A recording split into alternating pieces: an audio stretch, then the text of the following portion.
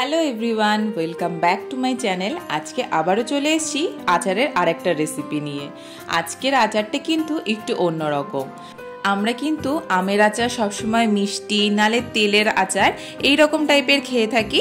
আজকের যে আচারটা সেটার নাম হলো আমের কাশ্মীরি আচার। এটা একটু ঝালঝাল হয়, বলা যায় মিষ্টির ভাগটা একটু কম আর ঝালটা কিন্তু বেশ ভালো হয় আর দেখতেও বেশ লোভনীয়। তাই আজকে ভাবলাম তোমাদের সাথে এই রেসিপিটা শেয়ার করি। তো প্রথমেই দেখে নিলে আমি 4টে আম নিয়েছিলাম, সেগুলোকে লম্বা লম্বা করে ফালি দিয়ে কেটে নিয়েছি। আর এখন মা কতগুলো শুকনো লঙ্কা কাটছে। এটা দুটো ডিজাইনে মা কেটেছে, একটা গোল গোল করে আর একটা লম্বা লম্বা করে। তাতে দেখতে খুব ভালো লাগবে। তোমরা কিন্তু এই প্রসিডিওরে কাটতে পারো। আর এই শুকনো লঙ্কার ভিতরে যে বীজগুলো আছে সেগুলো কিন্তু আগের থেকেই বার করে নিতে হবে, তার কারণ ওটা আলাদাভাবে দিতে হবে। এদিকে আদাও একটু ছুলে নিতে হবে। আদাটাকেও পাতলা পাতলা করে একদম ঝিরিঝিরি করে লম্বা লম্বা করে কিন্তু কাঁচি দিয়ে কেটে নিতে হবে। তোমরা চাইলে ছুরি দিয়েও কেটে নিতে পারো। তো আমার মার কাঁচি দিয়ে কাটতে বেশি সুবিধা হচ্ছিল বলে কাঁচি দিয়েই কেটেছে। আর এটা কিন্তু যতটা ঝিরিঝিরি করে কাটতে পারবে ততই ভালো। তো চলো দেখতে থাকো।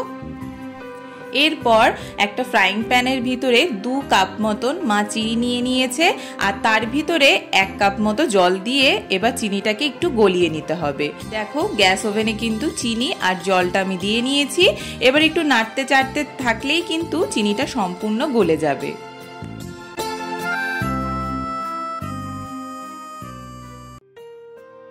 চিনিটা কিন্তু সুন্দরভাবে গলে এসছে। তারপরে চিনিটা যেই গলে যাবে, আগে থেকে কেটে রাখা যে আদাগুলো আছে সেটা কিন্তু এর সাথেই দিয়ে নিতে হবে।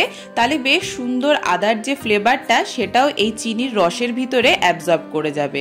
আর আগে থেকে যে কেটে রাখা ফালি দেওয়া যে আমগুলো, সেই আমগুলো কিন্তু আস্তে আস্তে এবার এই চিনির শিরার ভিতরে মা দিয়ে নিয়েছে।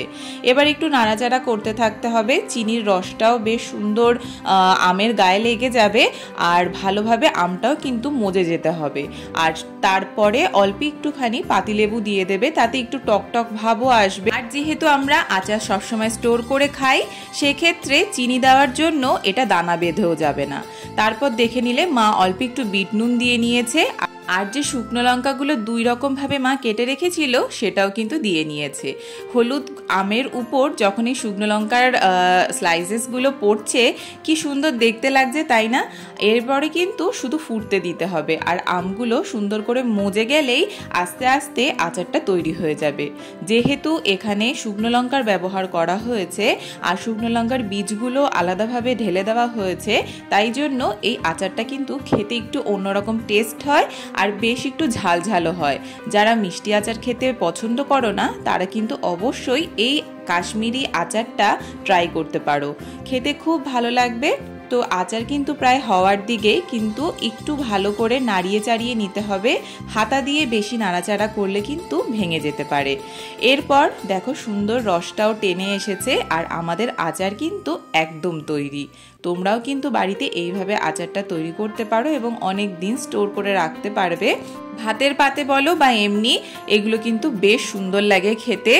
আর গরমের সময় একটু টকটক ভাতের সাথে খেতেও কিন্তু বেশ ভাল লাগে। টকটক ঝালঝাল এই কাশ্মীরি আমের আচারটা তোমাদের কেমন লাগলো অবশ্যই কিন্তু কমেন্ট করে জানিও। আর ভালো লাগলে অবশ্যই লাইক, শেয়ার, কমেন্ট এবং সাবস্ক্রাইব কিন্তু করে দিও। টাটা।